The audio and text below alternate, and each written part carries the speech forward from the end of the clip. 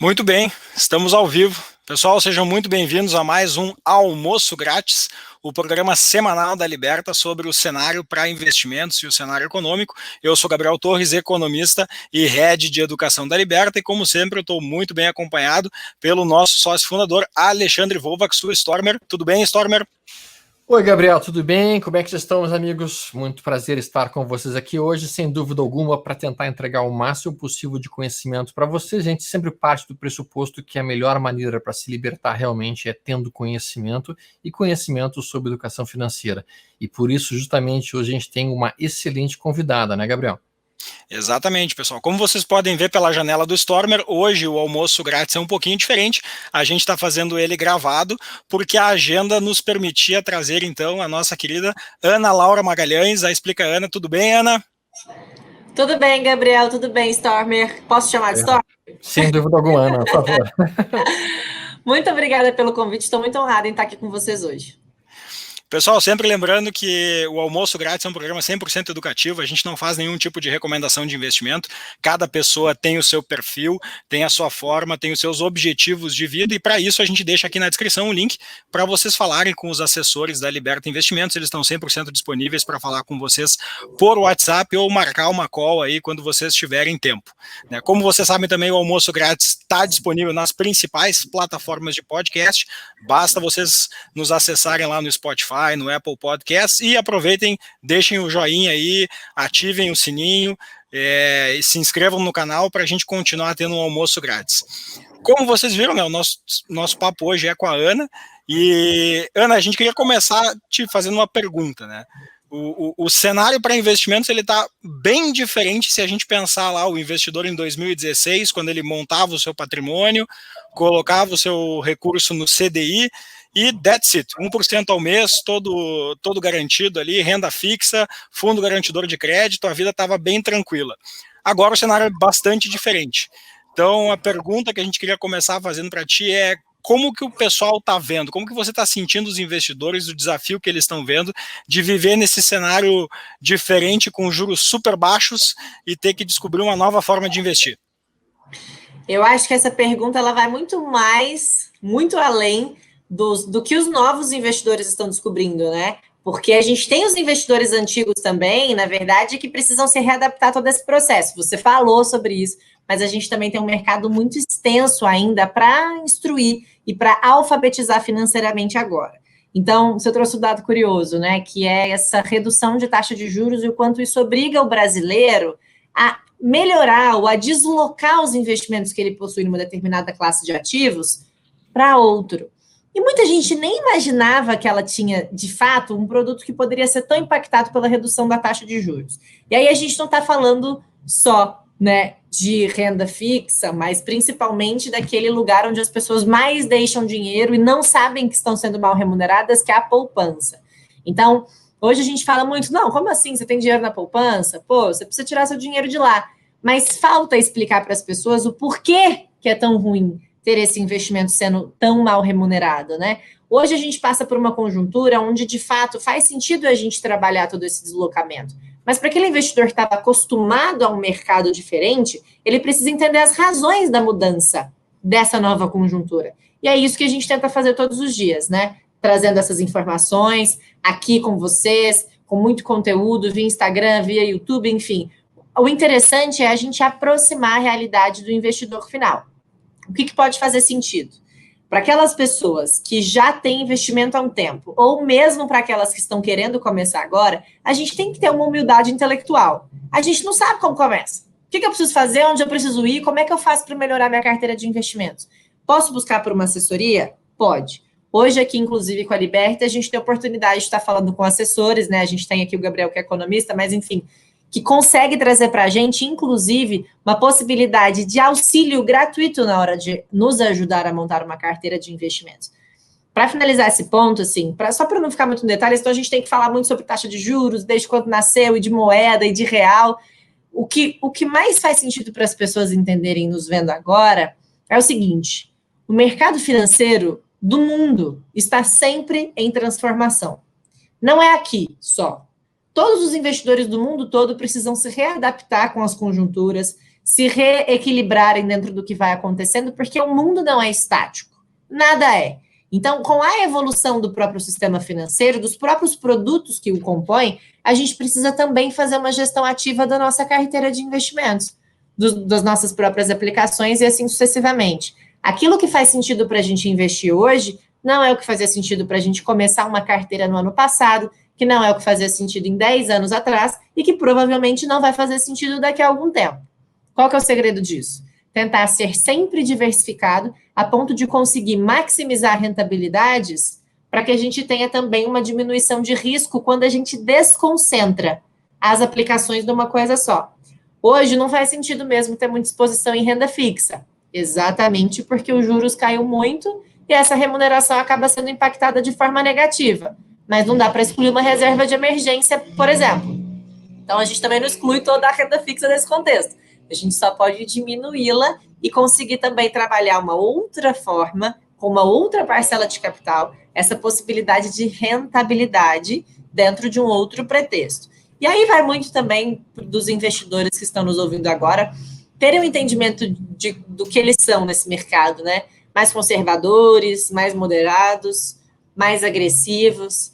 E acho que a gente tem aqui, inclusive, pessoas, né, você mesmo, o próprio Stormer, que trabalham com isso e sabem no dia a dia o que é lidar com as pessoas que estão aprendendo também a se autoconhecer na evolução desse mercado financeiro, né?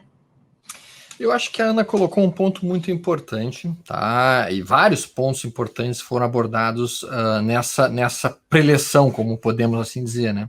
Mas um ponto que eu queria destacar dentro de tudo que foi mencionado, a gente tem que ter isso bem nítido, é que realmente o mercado modificou-se dramaticamente, aquelas rentabilidades que nós obtínhamos com muita facilidade numa renda fixa há 2, 3 anos atrás, de 1% ao mês, isso aí não é mais a realidade atual. E as pessoas estão sendo meio que obrigadas a entender um pouquinho mais onde colocar o seu dinheiro. Mas o ponto que eu gostei que a Ana mencionou não significa que a gente tem que pegar todo o nosso dinheiro e fugir da renda fixa e colocar, por exemplo, em day trade, que seria algo extremamente agressivo, tá? Que seria algo extremamente perigoso, que seria algo extremamente, digamos assim, danoso para as reservas das pessoas. A gente tem que sim ter uma ponderação, a gente tem que estar trabalhando com uma parcimônia, ter parte do capital que vai ter como objetivo uma reserva de valor, outra parte do capital que vai ser uma reserva de emergência e uma outra parte do capital que vai tentar buscar uma melhor rentabilidade para a gente. Quando a gente olha, por exemplo, investimentos lá na Europa, tá, e a gente vai olhar as taxas de juros e até mesmo os retornos que nós temos lá, imediatamente se percebe que renda fixa lá é algo que não se consegue investir de fato, né? Assim como no próprio Estados Unidos. A maior parte das pessoas que buscam algum tipo de rentabilidade um pouquinho mais, digamos assim, atraente, acabam tendo que entrar em mercados de renda variável, mercados que apresentam uma oscilação e uma variação automaticamente um pouco mais ampla, né? Mas eu queria te fazer uma pergunta, Ana, que eu acho que pode ser interessante para o pessoal de casa, que é o seguinte: muitas das pessoas não tinham o hábito de criar uma reserva financeira. Muitas das pessoas simplesmente gastavam tudo o que ganham. A gente tem alguns clientes aqui que simplesmente o cara ganha 50 mil reais, mas gasta 51 mil. Ou seja, esse sujeito, no momento da pandemia, ele está numa situação extremamente apertada, porque ele não tinha absolutamente nenhuma reserva. O que eles passaram a fazer? Começaram a cortar todos os custos, conseguiram cortar 10, 20, 30% dos custos, e aí conseguem, então, teoricamente, alguma margenzinha. Tu não acha que faria sentido para essas pessoas que agora estão se readaptando a um mundo de pandemia e, portanto, um mundo com gastos menores, quando a gente sair desse mundo, ao invés deles simplesmente voltarem a gastar tudo o que podem, eles mantiverem o hábito de economizar esses 20%, 30% que eles estão economizando, se eles fizessem isso, automaticamente, isso começaria a produzir uma reserva de gordura que poderia levar eles a ter uma liberdade financeira muito maior. O que tu acha a respeito disso, Ana? Eu acho que você tem total razão, viu, Stormer? Porque antes até da gente falar do mundo de finanças, né, do universo financeiro, o mercado de investimentos, a gente precisa tratar essa concepção do brasileiro, que é muito errônea, na concepção do não posso gastar mais do que eu ganho. A gente tem muita dificuldade em manter um orçamento pessoal positivo. E esse é um pré-requisito para a gente conseguir investir. Eu não consigo investir se eu não tenho dinheiro que sobra para eu conseguir fazer isso.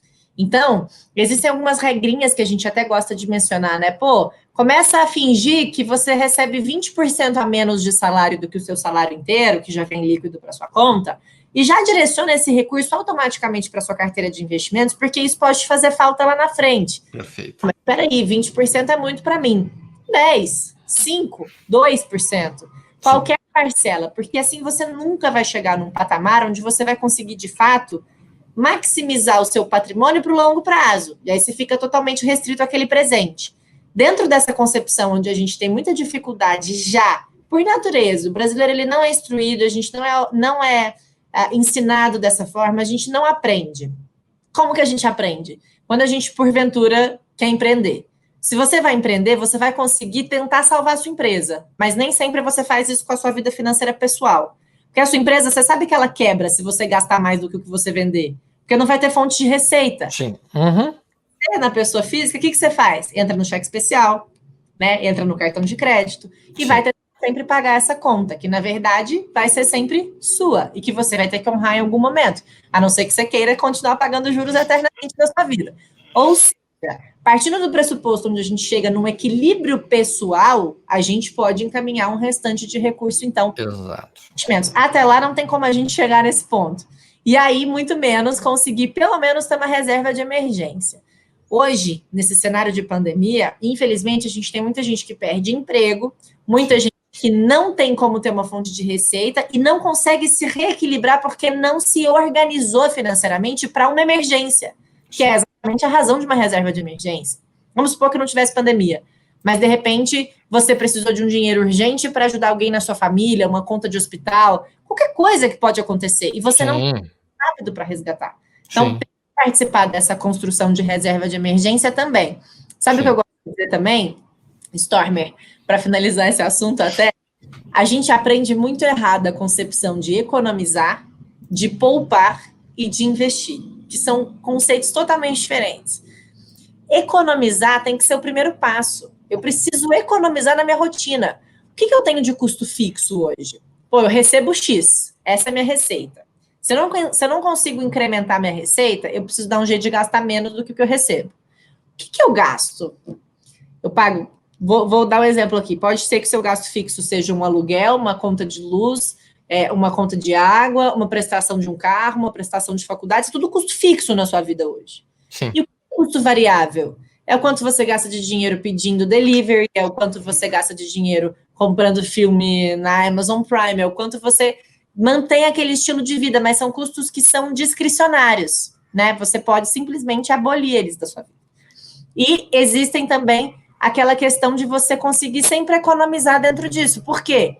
Porque se eu estou gastando mais do que o que eu recebo, eu preciso me organizar aqui para eu conseguir pelo menos gastar menos. Esse passo 1 de economizar não significa que você poupou o seu dinheiro, nem que você investiu. Por quê? A concepção de poupar, que é errado a gente falar diretamente para poupança, foi criado esse termo de poupança em cima do dinheiro poupado, mas a concepção de poupar é deixar de gastar dinheiro no presente para gastar esse dinheiro no futuro. Só que se você poupa esse dinheiro deixado parado na conta corrente, ou dentro de um cofre, embaixo do colchão dentro de casa, ele não rende nada. Ele vai ser sempre aquele dinheiro. E se você não prestar atenção na inflação, pode ser que aquele seu dinheiro comece a perder valor no tempo. Antigamente eu precisava de R$1 para comprar pão. Hoje eu preciso de R$3 para comprar o mesmo pão. O pão encareceu ou meu dinheiro perdeu o poder de compra? Sim. É a inflação. Nesse ponto, a gente também tem que pensar, bom, eu consegui economizar, eu poupei o meu dinheiro, mas eu ainda não investi ele. E você investe a partir do momento em que você o coloca em alguma coisa que gera uma rentabilidade para você, enquanto você não está preocupado com ele. Eu estou trabalhando, eu estou vivendo, eu estou viajando, eu estou empreendendo, e o meu dinheiro está aplicado em alguma coisa que está fazendo sentido para mim. Mesmo que seja um pouquinho, mas está sendo investido de alguma forma. Ana, nessa linha que você está falando, você comentou bastante sobre essa questão da gente aprender a usar melhor o dinheiro, né? Da gente fazer os mesmos reais comprarem muito mais coisas a despeito do esforço do governo de fazer o real valer cada vez menos. Mas nesse sentido, me parece, e quando eu converso com os meus amigos que ainda investem em bancos, ou com pessoas mais velhas que eu conheço que também ainda investem no modelo tradicional bancário, a principal pergunta que eles fazem é a seguinte: o quanto mais eu consigo ganhar na corretora? E, de fato, tem produtos melhores, é possível ter, por exemplo, se pegar a renda fixa, com o mesmo tipo de produto é possível ter alguma rentabilidade maior, mas me parece que a principal vantagem de investir num especialista em investimentos é muito mais a diversificação que você tem, né? Você tem produtos para basicamente todos os tipos de perfis de investidores, e não só todos os tipos de perfis de investidores, uma variedade muito grande dos mesmos produtos. O Stormer, por exemplo, é um cara que tem um perfil super agressivo. Ele é um trader, ele gosta desse tipo de investimento, é o modelo de investimento dele, sem, obviamente, deixar de ter diversificação na carteira dele, porque ele não faz trade com toda a carteira dele. Eu sou uma pessoa muito mais moderada, meu perfil já é um pouco mais balanceado, eu tenho um pouco de conservador, mas eu também tenho um pouco de agressivo. Me parece que essa é a principal diferença. Não sei o que você acha disso, se você tem a mesma ideia, se você acha que tem uma diferença adicional que eu não falei. Não, essa questão do autoconhecimento ela é muito importante, porque, de novo, né, a gente não aprende a investir em lugar nenhum, é só quando a gente, de repente, fala assim, tô com dinheiro sobrando aqui, acho que eu quero fazer uma aposta lá naquela ação da Petrobras. As pessoas acham que investir é apostar em alguma coisa, e, na verdade, existem fundamentos. Até o Stormer, que é trader, sabe que mesmo para trade, ele tem que ter um fundamento para fazer a posição que ele tem que ter uma razão para ele querer comprar aquela companhia, achando que vai ter alguma simetria de preço, que seja numa alta ou numa queda, para ele ter alguma rentabilidade naquilo que ele está fazendo. E por que eu estou falando isso? Porque as pessoas, quando elas querem investir, o que elas querem? Uma receita básica. Compra essa ação aqui que vai subir. Ponto. Elas não querem estudar, elas não querem ler, elas não querem entender, elas não querem saber o que a empresa faz. Então, o que o brasileiro pensa? Eu vou investir na Petrobras. Sabe por quê? Porque a Petrobras não vai quebrar de jeito nenhum. Aí eu te pergunto, você sabe o que a Petrobras faz?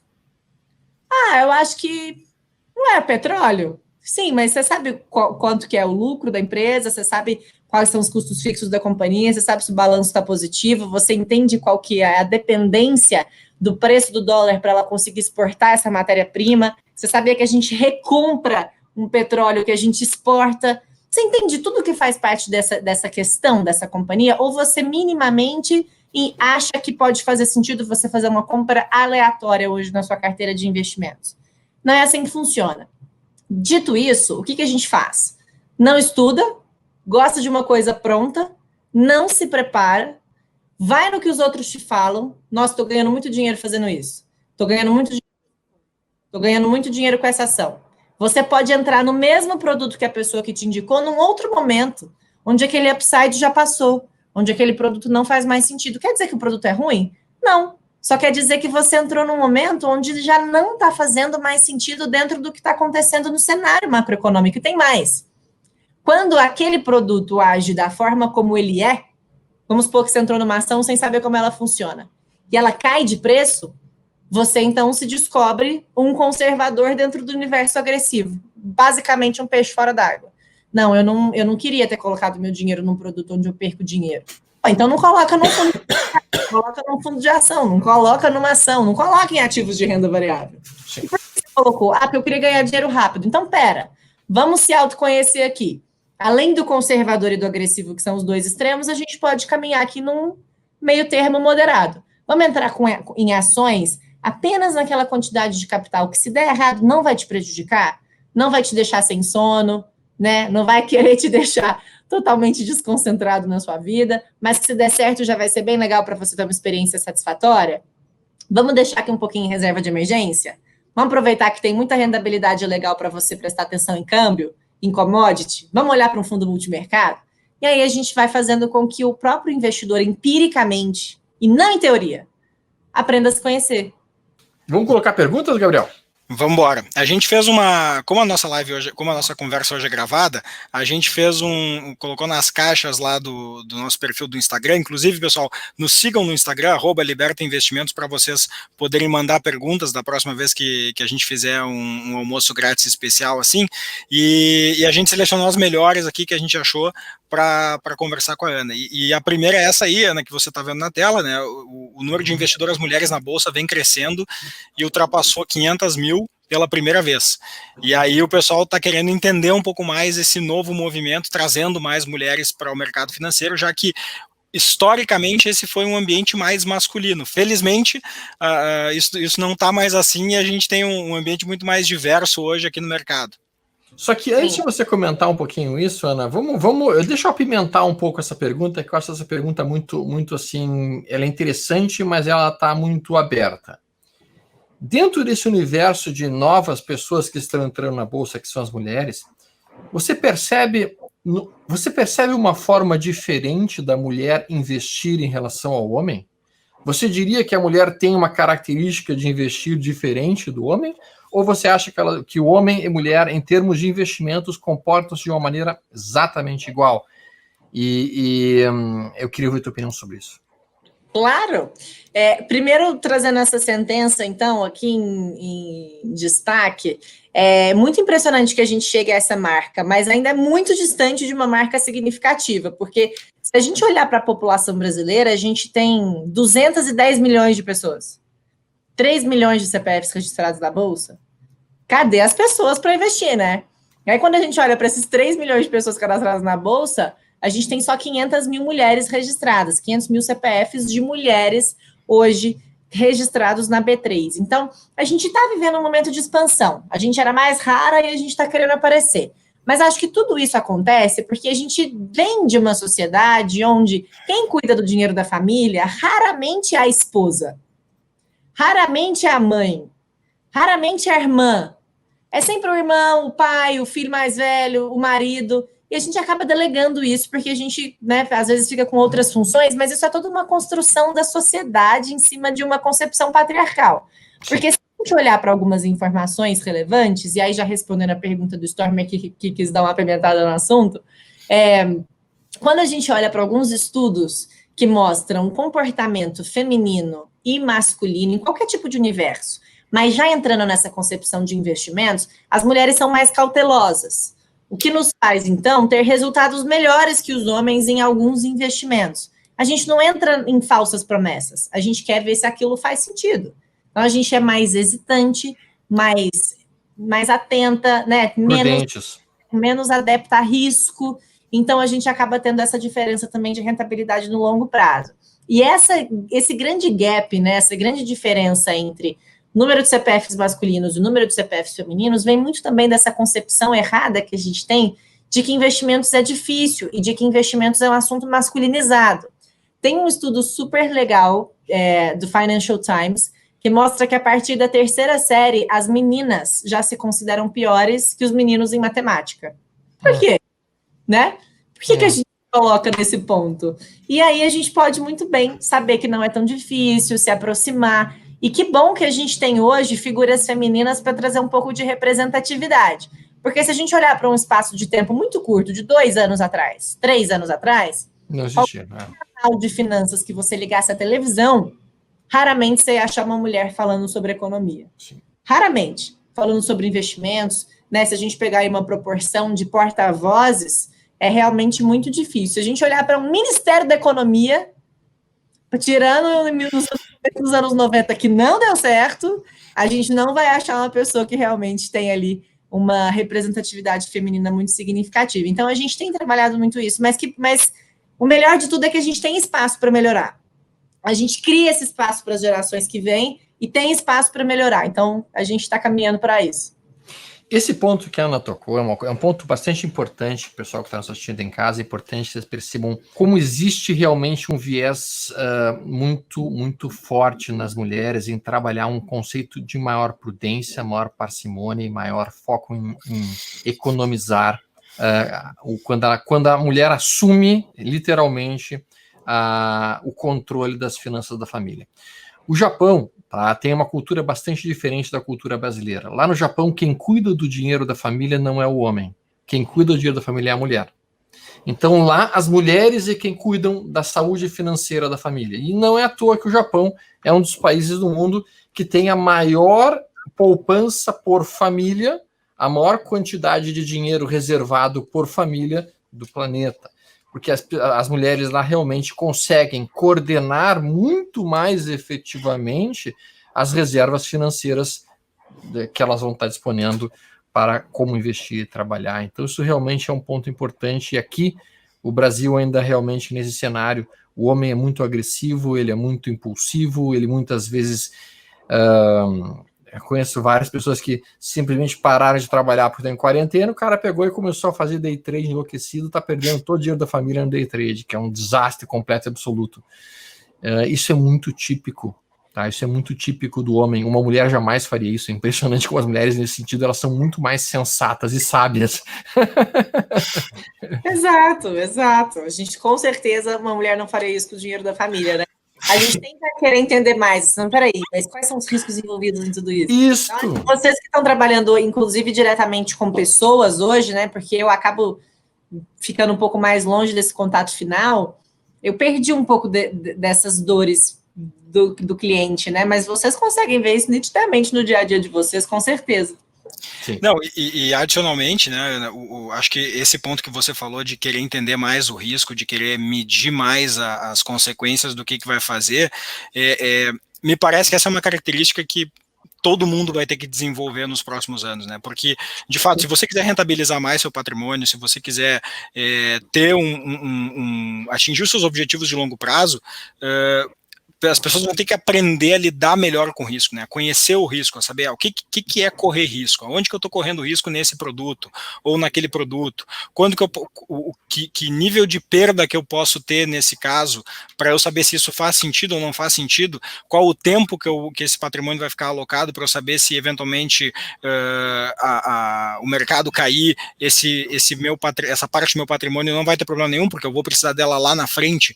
Eu acho que essa percepção de risco, saber lidar com risco, saber o quanto arriscar, me parece que vai ser uma característica que o pessoal vai ter que desenvolver nos próximos anos para conseguir atingir os seus objetivos com investimentos. Deixa eu ir para uma próxima pergunta aqui, o pessoal vai colocar aí na tela, e aí indo para um produto específico, para um ponto específico, tem um pessoal que mandou uma pergunta aí sobre fundos imobiliários. A pergunta basicamente é saber se capital baixo dá para começar com um fundo imobiliário, ou se é uma coisa que você tem que ter uma certa robustez de carteira para você, então, fazer um investimento.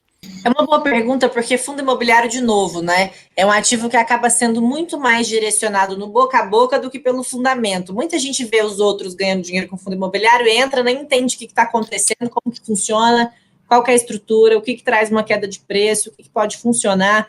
E a gente teve um cenário muito favorável para esse deslocamento de investimento para fundo imobiliário com a redução de taxa de juros, né? Isso desde 2016, tá? Quando a gente via a Dilma fazendo isso de forma inorgânica, a gente já via um crescimento no mercado de fundo imobiliário com essa redução de taxa de juros que estava sendo feita lá atrás. Se a gente pegar, né, agora toda essa concepção de juros baixos, com fundamentos, com controle inflacionário e com todo esse aparato macroeconômico que a gente tem hoje, teoricamente, estaria fazendo sentido a gente investir em fundo imobiliário, certo? Mas a gente também vive um momento de pandemia, o que traz, ao mesmo tempo, um problema muito importante para a gente levar em consideração. Por exemplo, eu trabalho na XP. A XP está de home office até o final do ano. E agora? Como é que faz para o prédio, que é um fundo imobiliário da XP, para conseguir ter uma rentabilidade legal em cima daquela empresa? Existe também uma evolução nesse processo, né, de fundos imobiliários, de lajes corporativas, que, na minha opinião, vai ter que passar por uma transformação. Eu não acho que todas as empresas do mundo vão chegar num momento onde não vai ter mais nenhum tipo de escritório para elas. Mas eu acredito que a gente vai trabalhar com espaços um pouco mais enxutos, com uma rotatividade entre as mesas, e que possa ter mais empresas naquele mesmo espaço que antes era ocupado por uma empresa só. Agora, uma pessoa que entrou numa cota de fundo imobiliário no começo do ano ou no final do ano passado, ela está vendo uma rentabilidade em queda muito alta. Isso quer dizer que o fundo imobiliário vai deixar de existir, que ela nunca mais vai recuperar aquele dinheiro? Não. Só quer dizer que existem ciclos econômicos e que ciclos imobiliários, eles são, até na vida real, diferentes, né? Vamos supor, você quer comprar um apartamento ou um terreno. Até valorizar aquele terreno ou aquele apartamento, quando você compra numa área que está em expansão, pode demorar 10, 15 anos. Eu não estou falando uma coisa muito absurda, é a verdade. E aí, quando você compra algum ativo imobiliário, mas no setor financeiro, lembre-se que ele vai ser lastreado na economia real. Então, a gente vai ter que esperar esse ciclo também acontecer. Para quem gosta de fundo imobiliário, eu acho que é um excelente produto, assim como os outros produtos de renda variável, teve uma queda muito grande nesse cenário que a gente está vivendo hoje, de pandemia, as pessoas não conseguem produzir, não tem trabalho, você não tem trabalho, não tem fonte de renda, você não tem fonte de renda, você não consegue gastar, você não consegue consumir, e a gente está num choque simultâneo de oferta e demanda aqui hoje. Não quer dizer que a gente vai viver isso para sempre, mas quer dizer que a gente está sendo impactado. Agora, do mesmo jeito que as lajes corporativas e fundos imobiliários de shopping estão sendo totalmente impactados de forma negativa, fundo imobiliário de logística está bombando, porque aí você tem as empresas que agora precisam entregar os produtos delivery no Brasil inteiro, né? Sei lá em quanto tempo, assim. Então, Magazine Luiza, compre hoje, você recebe seu produto em até 5 dias na sua casa. Não sei se é assim que funciona a campanha, mas esse produto tem que estar estocado em algum lugar. Então, a gente vê mais resiliência nesse setor, por exemplo, que era um setor que poucas pessoas prestavam atenção. Então, cada um tem seu fundamento, né? Mas mesmo assim, vale a pena entrar em fundos imobiliários, sem querer dar uma recomendação, tá? Eu acho só, deixando claro de forma educativa, que faz sentido para quem gosta e tem perfil para exposição de renda variável, analisar alguns papéis e se posicionar a longo prazo dentro de uma estratégia que faça sentido para sua carteira. Até o Stormer fez uma conversa com o pessoal da 20 esses dias sobre fundos imobiliários, diversas tipologias diferentes, né, Alexandre? Uma sobre shoppings e outra sobre fundos em geral, inclusive a gente deixou na nossa playlist, né? Exatamente, é um dos capítulos anteriores do Almoço Grátis que a gente falou sobre fundos imobiliários de shoppings, fundos imobiliários de lajes corporativas, como é que eles seriam impactados pela questão da pandemia. Eu acho que a Ana tocou um ponto muito importante, a gente tem que ter sempre em mente o seguinte, tá? Fundo imobiliário, tu não vai pegar o teu dinheiro e comprar um único fundo, não se faz isso nunca. Uma das formas de se diminuir o risco é diversificar, ou seja, uma pessoa que vai trabalhar com fundos imobiliários tem que comprar um pouquinho de fundo, vamos lá, um pouquinho de fundo logístico, um pouquinho de fundo, um pouquinho de fundo de laje, um pouquinho de... Ou seja, montar uma carteira de fundos em diversos setores. Assim como a gente faz com ações, ninguém vai pegar todo o dinheiro e colocar numa única empresa, porque seria absolutamente uma excessiva volatilidade, um risco muito enorme para colocar dentro de uma posição. Então, o que se faz? Se diversifica. E a diversificação, então, é uma das formas de mitigar o risco. É claro que quando tu começa com um valor menor, tu não vai ter aquele retorno instantâneo e brutal. Aí você vai começar realmente com proventos que vão ser bem pequenos, mês a mês, mas que com o passar do tempo vão crescendo e vão aumentando. Essa que é a ideia quando a gente começa pequeno. Sempre digo que a viagem mais longa começa com o primeiro passo. Então, se a gente vai esperar para ter uma fortuna para daí poder começar a investir no fundo imobiliário, então, amigo, nunca você vai ter, porque não é assim que a gente começa a ter uma fortuna. A gente começa a ter uma fortuna começando a investir aos pouquinhos, de forma pequena. E até falando dessa categoria de ativos, né, eu tenho conversei bastante com o Heraldo de Paola, também num dos últimos almoços grátis, a gente falou sobre fundos imobiliários nos Estados Unidos, e a diversidade de fundos imobiliários que eles têm lá é incrível, assim. Você tem fundo imobiliário de data center, você tem fundo imobiliário de torre de comunicação, você tem fundo imobiliário de presídio, você tem fundos imobiliários das mais variadas coisas, né? E acho que num mundo onde estar interconectado, ter capacidade de processamento, ter capacidade de comunicação, ter capacidade de entrega mais rápida em diversos lugares, como a Ana falou, acaba que talvez as tipologias que hoje sejam as principais tipologias dos fundos imobiliários, elas deixem de ser as principais tipologias. Talvez dentro dessas tipologias, shopping centers, por exemplo, talvez o que faça sentido sejam aqueles shopping centers mais icônicos, aquelas grandes experiências que os clientes têm. E aí se abre espaço para outras coisas também, né? Então, vamos para a próxima aí, pessoal. Pode botar a próxima pergunta que a gente recebeu lá do Instagram. Essa é batida, assim. Essa vem sempre, o pessoal adora perguntar. Principais diferenças entre investir através de uma corretora ou pelos bancos? Essa pergunta realmente, assim, ela é muito feita, né? E como eu entrei principalmente numa corretora em 2016, que passou pelo processo, né, ainda de de participação depois de um banco, mesmo que minoritariamente, é uma pergunta que eu estou acostumada a falar. Mas, enfim, a gente tem hoje as instituições financeiras bancárias, que são as mais comuns, que você vai ter aqueles produtos que geralmente são oferecidos pelos próprios bancos, os produtos que eles emitem, aqueles que eles têm interesse em demonstrar, né, para os seus clientes, e tem também aquelas corretoras que, de forma independente, conseguem trazer produtos diversos, de diversos emissores de fato. E hoje, infelizmente, né, ou felizmente, falando de todo esse processo de evolução, até das plataformas de produtos, os bancos já conseguem oferecer produtos de lugares onde eles não ofereciam antes, com essa concepção de evoluir esse processo de produtos financeiros. Eu posso te oferecer agora um fundo de uma asset independente na minha carteira, né, no meu portfólio de produtos, mesmo que não seja um produto que eu emita. Mas hoje, no final do dia, a grande diferença está na estratégia de atendimento, na proximidade, no tipo de entrega que você faz, naquele entendimento de que existe uma carteira completa no seu cliente. O assessor de uma corretora, ele tem maior interesse em ver o cliente final feliz do que um próprio gerente de banco que tem que cumprir com alguns outros pré-requisitos, né? Então, existe também esse alinhamento de interesses. Vejam, vocês aqui, né, que são hoje da Liberta. Como você consegue manter um cliente dentro da sua carteira de investimentos? Só se ele ficar satisfeito. Não tem como ele ficar satisfeito se você não entregar produtos bons. E você vai entregar produtos bons, já que vai fazer sentido você priorizar o interesse do seu cliente em realmente ter uma rentabilidade positiva.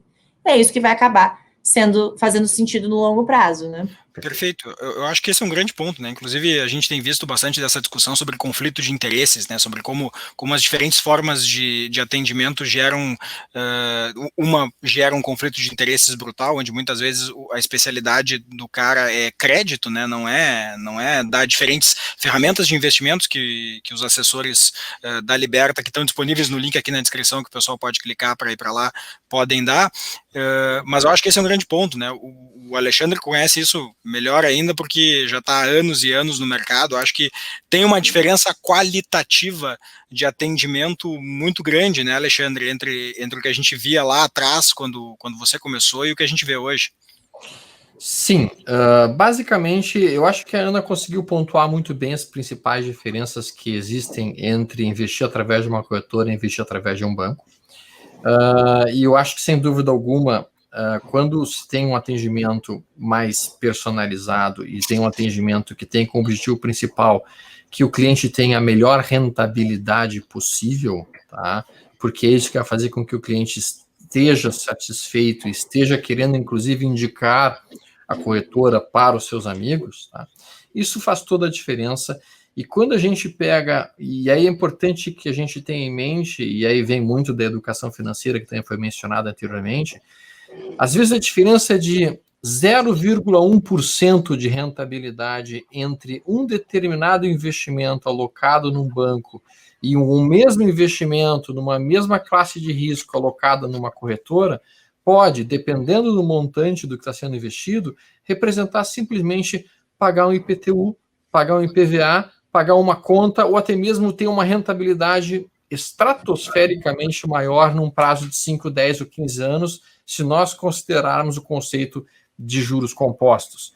Então, o fato é que, às vezes, o cara pensa assim, mas eu não vou sair aqui do banco XYZ que eu estou, porque se eu for sair, eu vou conseguir só mais 0,1% lá no outro local. Sim, mas esse 0,1%, às vezes, pode simplesmente significar, cara, isso aí vai te pagar o teu IPTU do ano. Isso aí vai te pagar, daqui a pouco, a faculdade do teu filho daqui a 10 anos. Essa pequena diferença de 0,1%. Então, cada 0,1% melhor de rentabilidade que você conseguir, no longo prazo, reflete-se de maneira brutal na quantidade de patrimônio que a sua família terá. E é por isso que a gente tem que defender com unhas e dentes cada microscópica melhoria de rentabilidade que a gente consiga entregar para os nossos clientes. Perfeito. Ainda mais a juros compostos em 20 anos, né? Imagina. 20 anos, olha. Isso aí, em 20 anos é um apartamento. Sinceramente, 20 anos acaba sendo um apartamento, né, de 200, 300 mil reais. Eu estava conversando com os assessores da Liberta aqui esses dias, e aí o pessoal tava falando assim, olha, eu acho que a forma que eu mais consigo mostrar para o cliente o quão é importante começar, mesmo que ele comece com um pouquinho, né? Mesmo, cara, tem um pouquinho aqui, sei lá, ganhei uma ação, tem um FGTS, sobrou um recurso de uma economia que a gente tem, vendi meu carro, o que é que seja. O cara fica meio receoso de, começa com um pouquinho, será que vale a pena? E aí o melhor ponto é quando eles mostram formas diferentes, né? Quanto que você teria de patrimônio no final de 20 anos, de 25 anos, se você começar com esse pouquinho agora e tiver uma boa taxa de rentabilidade com um tempo bem grande de investimento, do que se você resolver começar com uma montanha de dinheiro lá na frente, você acaba mesmo tendo um recurso às vezes 10 vezes maior, você não chega naquele limite de patrimônio que você gostaria de chegar, você acaba tendo que achar uma outra forma de buscar esse objetivo, porque começar cedo no final do dia faz muita diferença. Só que assim, o desafio que a gente tem, e essa é uma pergunta que eu já vou largar para a Ana, é o seguinte: o brasileiro classicamente é um cara de curtir seu prazo. A mentalidade do brasileiro nunca foi de 10 anos, ou de 15 anos, ou de 20 anos. A mentalidade do brasileiro é como é que eu faço para ganhar dinheiro e ficar rico mês que vem. E aí, Ana, como é que a gente consegue realmente mostrar para as pessoas que o caminho é realmente ter um planejamento de curto, médio, especialmente de longo prazo? Como é que a gente consegue passar isso para as pessoas? Não, a gente tem uma cabeça imediatista. A gente trabalha com isso e tem uma cabeça imediatista. Eu também adoraria ganhar dinheiro rápido e assim, né? Dinheiro rápido. Mas é difícil, né? Não existe almoço grátis mesmo, né? Aquela coisa. Então, a gente tem que se instruir, tem que se informar, tem que estudar para conseguir entender qual é a melhor forma da gente maximizar esse patrimônio. E é errado a gente fazer isso, né? Priorizar o presente abrindo mão do futuro. E tem que ser muito de outra forma. A gente tem que priorizar o futuro e construir ele no nosso presente. Sim. Então, como que a gente pode fazer isso? Não quer dizer que você precisa excluir aquilo que você quer viver hoje. Só quer dizer que você não pode esquecer também das suas reservas de longo prazo. Eu até gosto de falar que tem algumas formas da gente trabalhar isso, né? Porque você pode investir para os seus objetivos que são diversos. Então, eu posso ter um objetivo de curto prazo, que é, por exemplo, ter a minha reserva de emergência.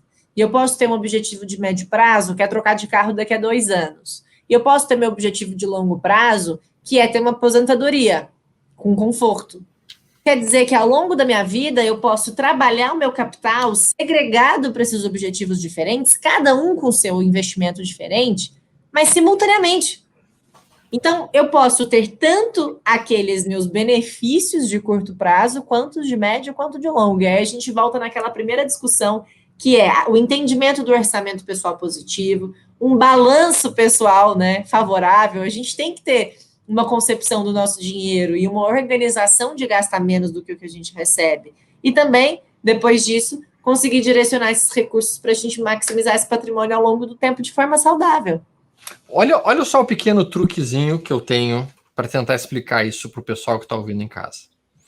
Senhores, vocês que estão em casa hoje, vocês têm hoje, neste exato momento, a perfeita forma de saber como vocês estarão daqui a 5 anos, 10 anos, 15 anos do ponto de vista financeiro. Agora, vocês já sabem isso. De que maneira que eu vou saber como é que eu vou estar daqui a 5, 10, 15 anos do ponto de vista financeiro? Muito simples. Observe os hábitos que vocês têm hoje. Hábitos. Os hábitos que nós temos no dia de hoje constroem o nosso futuro. Vou dar um exemplo. Digamos que com o meu hábito seja eu comer um monte de açúcar, não fazer nenhum tipo de exercício, um monte de porcaria, me alimentar extremamente mal e não cuidar da minha saúde, não fazer nenhuma atividade completamente sedentária. Como é que eu vou estar daqui a 10, 15 anos? Eu vou estar acima do peso, provavelmente com problemas cardíacos, muito provavelmente com diabetes, com pressão alta. Os meus hábitos de hoje me levaram a uma saúde péssima daqui a 5, 10 anos. Então, se vocês não têm o hábito hoje de guardar dinheiro, se vocês não têm o hábito de investir dinheiro, se vocês não têm o hábito de cuidar do dinheiro de vocês, como os senhores estarão daqui a 5, 10 ou 15 anos? Vocês estarão com diabetes na sua carteira, provavelmente. Vocês estarão com uma pressão alta na sua carteira. E vocês estarão, literalmente, vendendo o almoço para pagar o jantar. E a gente não quer que isso aconteça com as pessoas. E por isso que vocês têm que olhar os hábitos que vocês têm neste minuto, neste dia a dia de hoje. E é isso que as pessoas às vezes esquecem, porque como elas estão muito imediatistas, elas não percebem que tudo que elas fazem no dia a dia refletem no longo prazo e inclusive refletem na forma de juros compostos, né, Ana? Perfeito. Acho que é exatamente isso. Exatamente. Alexandre, deixa eu pegar essa tua provocação aí e fazer uma pergunta para vocês dois.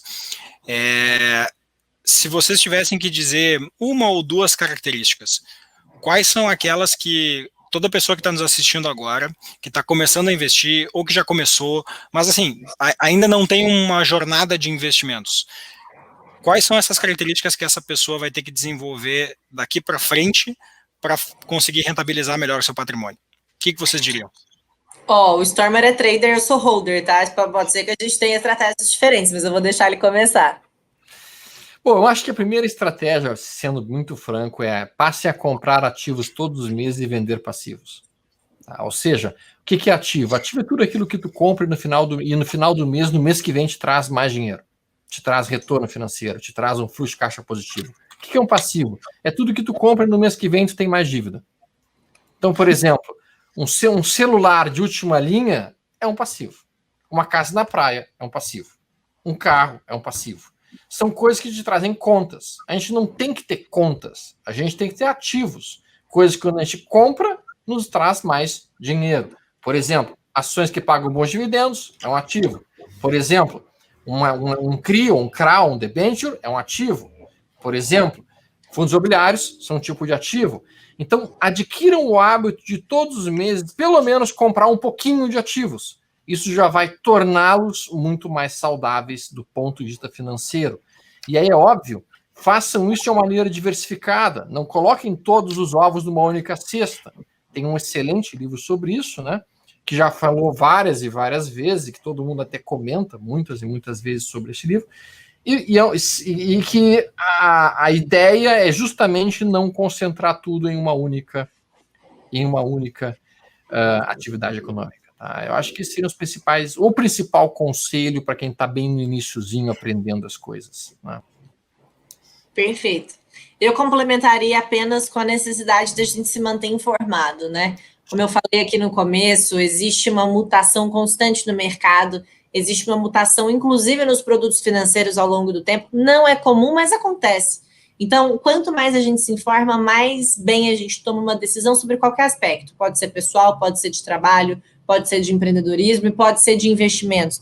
Desde que você entenda todas as características envolvidas naquele processo e tudo aquilo que você pode adquirir ao longo do tempo e não aceitar a opinião dos outros em relação ao que fazer com o seu dinheiro, né? Não é outra pessoa que tem que decidir para você. Tudo bem você ter uma opinião de uma pessoa para te ajudar a construir o seu ponto de vista. Até aí tudo bem. Mas não delegar isso para alguém a ponto de você nunca entender o que está acontecendo com o seu dinheiro. Então, a minha informação inicial seria, além de tudo isso que o Stormer disse, ter essa concepção de se manter sempre informado e tomar as rédeas desse seu próprio investimento. Uma outra característica que eu acho que faça sentido é escolher bons produtos. E por mais que pareça básico falar isso, muita gente não escolhe bons produtos porque aceitam falsas promessas de altas rentabilidades no curto prazo. Sim. Então, caem em falcatruas, em pirâmides, em coisas que não fazem sentido. Isso não existe mesmo, tá? É um processo, existe um passo depois do outro, né? Uma caminhada para a gente construir aí a sua carteira, o seu portfólio de forma saudável. Então, não caiam em falsas promessas e sejam bem informados, até porque um vai ser consequência do outro. Exato. Então tá, pessoal, como vocês viram, essa necessidade aí de informação que a Ana citou é muito grande e tem bastante informação gratuita hoje em dia nas principais plataformas. A gente aqui tem o almoço grátis, que é grátis para vocês, e para ele continuar assim, a gente pede que vocês continuem nos seguindo, se inscrevendo no canal e compartilhando todo o nosso material. Tem um monte de conteúdo gratuito lá na plataforma da XP disponível para vocês começarem a aprender. Também vocês podem seguir o Stormer e a Ana no Instagram. O a página da Ana é @explicaana, vocês podem seguir ela por lá, vai ter bastante conteúdo e podem nos seguir aqui no Almoço Grátis. Como sempre, foi uma grande conversa com vocês, muito obrigado pela audiência e a gente se vê semana que vem. Um grande abraço. Obrigada, gente, obrigada pelo convite. Tchau, pessoal. Ana, obrigado por ter vindo.